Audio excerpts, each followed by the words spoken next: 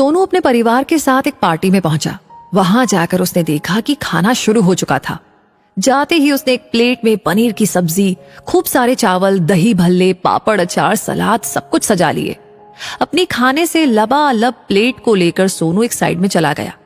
खाना शुरू ही किया था कि 2 चम्मच चावल खाते ही सोनू को लगा कि खाने में नमक थोड़ा ज्यादा है। सोनू ने सोचा कि मैं ये खाना खाकर पेट क्यों भर रहा हूँ, ये तो रोज घर पर खाता हूँ। मुझे तो रसगुल्ले, गुलाब जामुन, आइसक्रीम ये सब खाने चाहिए। बस फिर क्या था, सोनू खाने से भरी प्लेट चुपचाप रखने की जगह ढूंढने लगा। एक जगह से टेंट खुला हुआ था। सोनू ने नजरें बचाकर टेंट से बाहर जाकर वो प्लेट रख दी और चुपचाप टेंट के अंदर आ गया। किसी को कुछ ना पता चलता देख सोनू खुश हो गया और गुलाब जामुन लेने चला गया। गुलाब जामुन लेकर सोनू उसी जगह आ गया जहां वो पहले खड़ा होकर खाना खा रहा था। गुलाब जामुन बड़े आनंद से खाकर वो खाली प्लेट उसी जगह फेंकने गया जहां उसने खाने से भरी प्लेट रखी थी।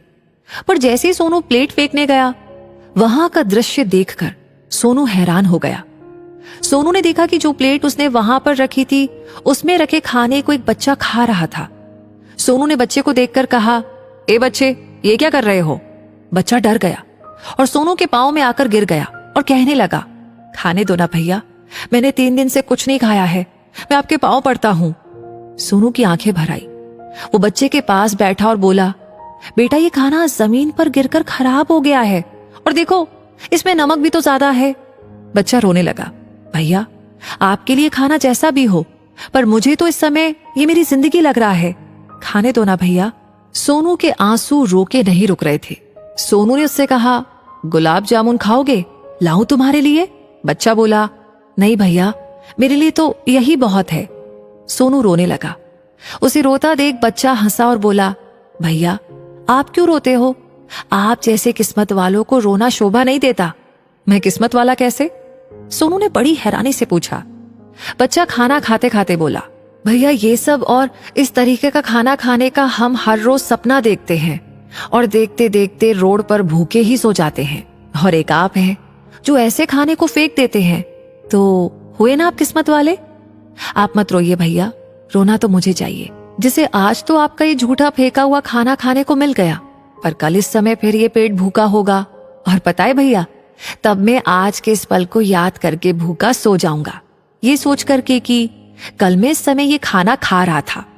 आप कल इस समय फिर से अच्छा खाना खाएंगे, पर मैं नहीं, मैं फिर भूखा तड़पूंगा, इसलिए रोना तो मुझे चाहिए, आपको नहीं। सोनू रोने लगा और अब सोनू को उस अन्न की महिमा और महत्व पता चल गया था जिसे उसने फेंका था। सोनू ने कहा, रुक, मैं तेरे लिए गुलाब जामुन लेकर आता हूं। बच्चे ने जाते सोनू को रोका और कहा, भैया अगर कृपा करनी ही है तो मुझे ये खाना घर ले जाने दीजिए, मेरी माँ हमेशा मुझे खिलाकर ही खाती है। सोचिए, मैंने 3 दिन से खाना नहीं खाया तो मेरी माँ भी 3 दिन से ही भूखी होगी, क्या मैं ये अपनी माँ के लिए ले जाऊं? सोनू गया और उसके लिए खूब सारा खाना लाया और उसे दे दिया।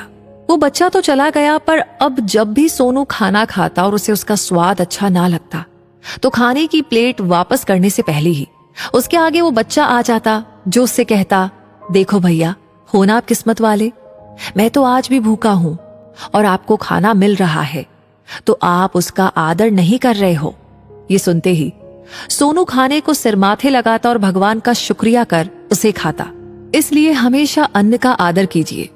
ये कहानी आप जरूर से शेयर कीजिएगा। आई नो बहुत सारे बच्चे आपके दिमाग में है, बिल्कुल कीजिएगा, जिन्हें इस कहानी को सुनकर के शायद समझ में आए कि अन्न कितना महत्वपूर्ण है। साथ ही साथ हमेशा ऐसी कहानी आपको मिलती रहे, उसके लिए हमारे पेज को फॉलो कीजिए और मिलेंगे जल्दी ही ऐसी और इंटरेस्टिंग और मोटिवेशनल कहानियों के साथ। तब तक के लिए धन्यवाद।